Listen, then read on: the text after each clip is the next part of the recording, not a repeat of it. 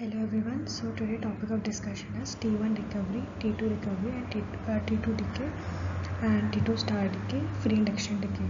So in the previous video we have already learned that how MRI works and what is the basic principle of MRI. Today we are going to start with T1 recovery. So T1 recovery is caused by the nuclei giving up the energy to the surrounding environment or lattice, and it is termed as spin lattice relaxation. So it is basically what happens is the proton will try to align into their original state. That is, they will try to align with the external magnetic field. How they will align? They will try to reduce the energy to the surrounding lattice, which causes the magnetic movements of the nuclei to recover their longitudinal magnetization. So this recovery happens in an exponential fashion. So in this we can see that the protons will give up their energy to the surrounding structure and will try to align with the external magnetic field. That is, they will try to recover in the longitudinal magnetization. Offline. Initially, all the spins are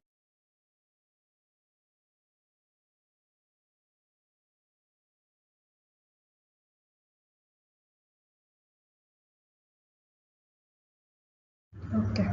So next is what that T1 recovery.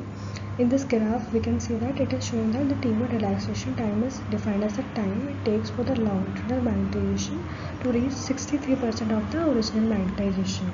So it is expressed. The T1 expresses the return of protons to the lower energy state on the longitudinal axis by releasing the absorbed energy to the surrounding environment. Synonyms are longitudinal relaxation, thermal relaxation, and spin lattice relaxation. T1 relaxation differs between tissue and depends on the interaction between protons in the surrounding chemophysical environment, that is the lattice. So for fat, it will lose energy faster, and water will lose energy slower. So that is what it will depends upon the tissue. Then now we have T2 decay.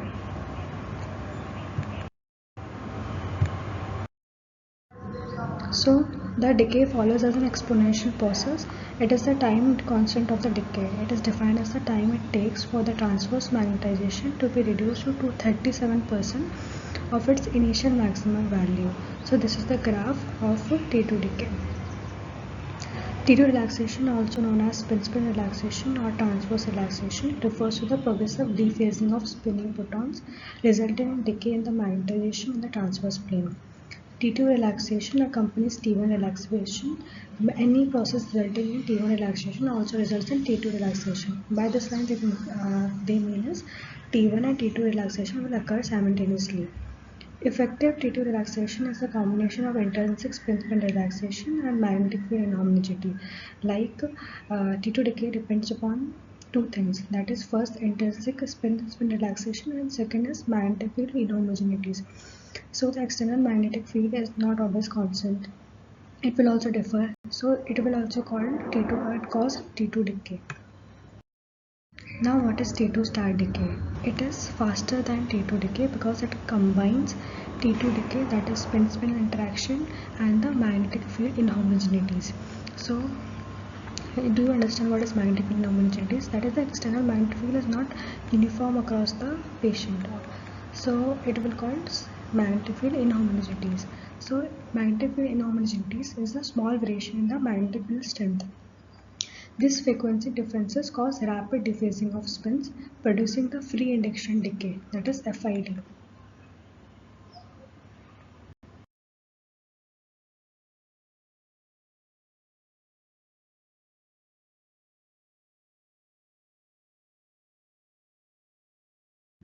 So this is T2 star relaxation. 2 it is equals to true T2 decay plus T2 prime effects, that is intrinsic factors and the magnetic field inhomogeneities. Now what is the intrinsic T2 relaxation? Is the 2 T2 relaxation due to the spin-spin interaction. Random interaction between neighboring protons makes their precision gradually incoherent, that they will lose their phase. So T2 star relaxation is the effective T2 relaxation time caused by both intrinsic spin-spin interaction, that is uh, interacting with the neighboring proton, and extensive magnetic field inhomogeneity, that is the strength is not uniform. So this local inhomogeneities come from imperfections in the magnet or variations in the tissue magnetic properties. So this is the graph, the transverse magnetization, and this is the plotted between transverse magnetization and time. This shows that the T2 star relaxation will occur much faster than the T2 relaxation. T2 star relaxation is T2 relaxation plus T2 effects. T2 relaxation is due to the intrinsic spin-spin interaction. T2 effects due to the intrinsic magnetic field inhomogeneities. T2 relaxation is always faster than the T2 relaxation.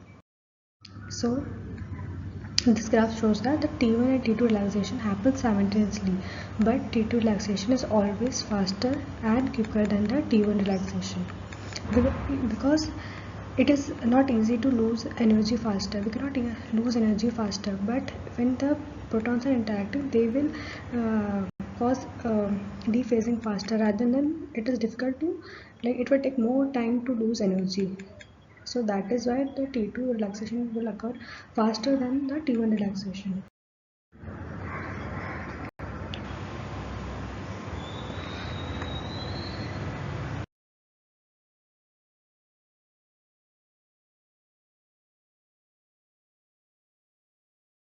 Now, what is the free induction decay? So what happens is, when there is a transverse in the when the protons are recovering from the longitudinal transverse magnetization to the longitudinal magnetization, the decay will be fast, like there will be much more signal, then the signal will lose. So this loss of signal is free induction decay.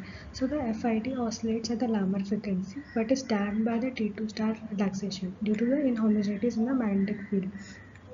So the FID is detected by the receiver coil. This signal is very less, we can say, but the signal decays rapidly due to the T2 star relaxation. Using the FID for the creation of MR images would result in images of poor quality and contrast. So in this image, we can see the first there will be higher signal, then there will be loss of signal. Now, compensating for T2 star decay. Now what will happen is, we will give another RF pulse which will be opposite to that of that will be 180 degree RF pulse. So by applying another RF pulse after the 90 degree RF pulse, this new RF pulse is a 180 degree RF pulse. It will flip the magnetization in the transverse plane over 180 degree in the transverse plane. So what happens is, some of the protons will lose coherence, lose phase, or lose energy faster, some will not. So that will cause very less signal. What we will do, we'll give 180 degree RF pulse. So the protons which are lagging behind will also cover up. The one is faster will be faster always, but the one which is lagging behind will also try to cover up with the faster one. So they will give more signal. That is why we are giving 180 degree RF pulse.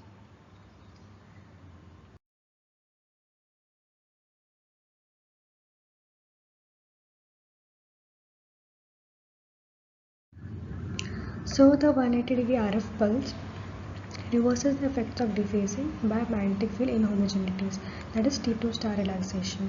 Here in this images, then we can see there is a 90 degree RF pulse. Okay, it will cause very less signal.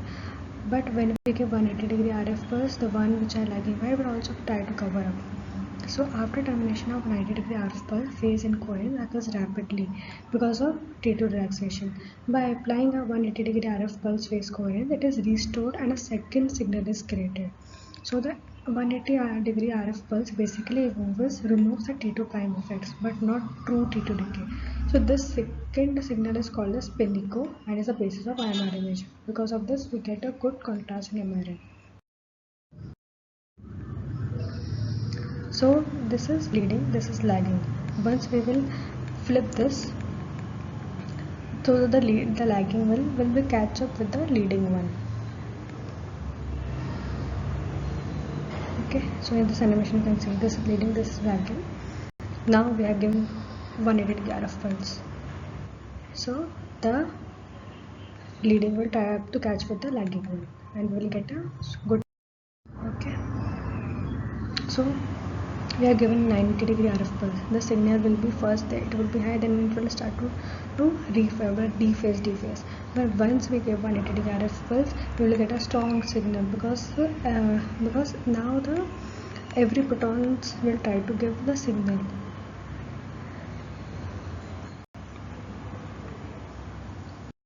Understood something?